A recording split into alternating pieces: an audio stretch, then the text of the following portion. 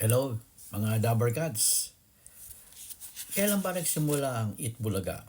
Nagsimula ang Eat Bulaga noong 1979. At itong tape ay nagsimula sa Eat Bulaga at sila ang nag-registered noong 1981. Katunayan, meron ng logo ang Eat Bulaga na ito ay ipinakita nila sa IPO at kung paano nagsimula na ipaliwanag nilang mabuti sa IPO Philippines kung paano nagsimula at kung paano inorganize, kung paano ginawa ang logo at kung sino ang nag-isip ng Eat Bulaga. Ito po ang katunayan ng original logo na ginawa noong 1979 na wala pa ang Tape Incorporated. Kaya nanalo ang TBJ or si Henyo Master Joey De Leon. Ito po ay sinishare ko lang sa inyo dahil ito po ay may ibang mga vloggers na katulad ni Batang Maynila na nag-share na rin at tinutulungan ko dahil Dabbercats, kailangan magtulong-tulong tayo kasi tayo ay pinipilit sirain ng kabila. No? Ito ay binulgar din ni Henyo Joey De Leon kung bakit hindi manalo-nalo ang Tape Incorporated kasi inaangkin nila ang hindi kanila. Kasi itong issue ito ay napaka-sensitibo. Kasi ikaw ba naman, alam mo pag-aari mo nanakawin. Ang masama dito, ito ang hindi alam ng tape. Pwede mong nakawin lahat, pwede mong kunin ang lahat. Pero ito, pwede ba? Ang nasa utak mo, pwede bang nakawin yon? I don't think so.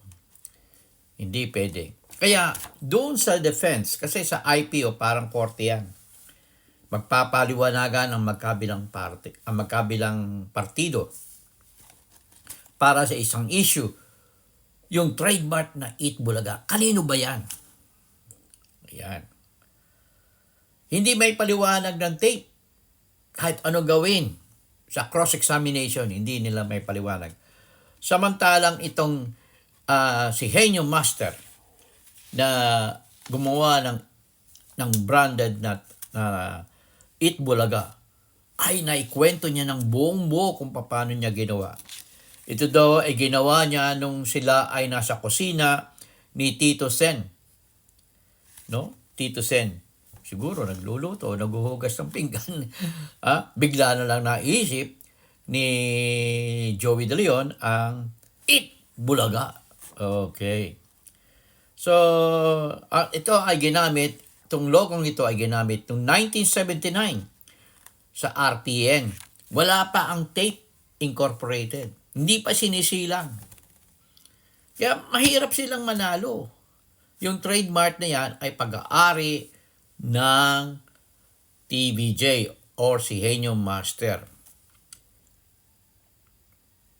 Kaya paano mo? Sila lang ang nag-registered. Yan. Noong 1981. Dahil akala nila pukit ang sila TBJ ay kanilang empleyado, magagawa na nila ang kanilang gusto. Maliban na lang kung binili nila yung brand o yung trademark. May papeles ba? I don't think so. Ang simpleng pangangatwiran ay, empleyado ko kayo eh. So pag-aari ko kayo. Ganun ba yon? Ganun ba yon? Nagtatrabaho tayo sa isang kumpanya. Nagtatrabaho tayo for the next 8 hours. Yun lang ang pag-aari ng kumpanya. After that, wala na. Makikita nyo sa lahat ng iba-ibang kumpanya, San Miguel, PLDT, Meralco, they have their own logo. And what they are doing is to invite each employee to create a logo, and after that they will have a contest, and whoever wins, they are going to buy it as a prize. You see, meron tayong ganyan, di ba? Basta sa amin sa PLDT, iba-ibang logo. At every logo, meron logo contest. At kailangan mo interpret kung paano mo ginawa ang logo. Hindi nga ma-interpret ng tape. Hindi nga nila ma-interpret. Kaya the reason why IPO, PHL, decided and awarded the trademark, cancel its earlier decision because of the appeal made by TVJ that logo, trademark, belongs to them. Natalo sila, natalo ang tape, and they are now making an appeal. What is the reason of making an appeal? Ang paniniwala nila, pag nag-appeal ka, it means that you could still use the trademark. I don't think so. Because nagdesisyon na ang IPO PHL. So, mukhang baka magkademandaan pa kung hindi magkakaayos itong dalawang kampong ito. At meron pang isang kaso na pending sa Marikina Trial Court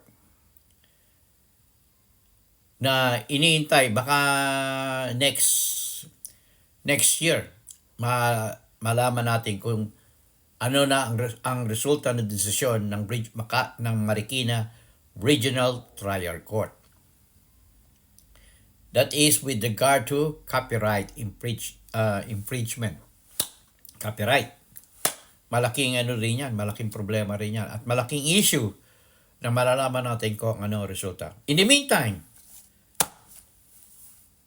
Itbulaga, the original Itbulaga, can use the trademark Itbulaga because it belongs to them per IPO. Sino ba tong IPO?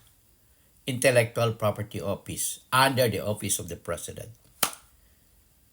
They're the governing body that covers this trademark. And we should abide by the rule of law. Hindi tayo, dahil may pera ka, you could easily agawin mo ang ibang trademark ng iba. No. Kaya nga merong korte to decide. And you have to accept the verdict of the court. Right? Okay, if you have some comment regarding this matter, please log it down on your comment, whether it is English or in Filipino, and give me a big like. And this is your host, Freddy, at Filipinos America Blog in YouTube. And if you could share this video, share it, and I really appreciate. A Merry Christmas. In God we trust, never hold your peace.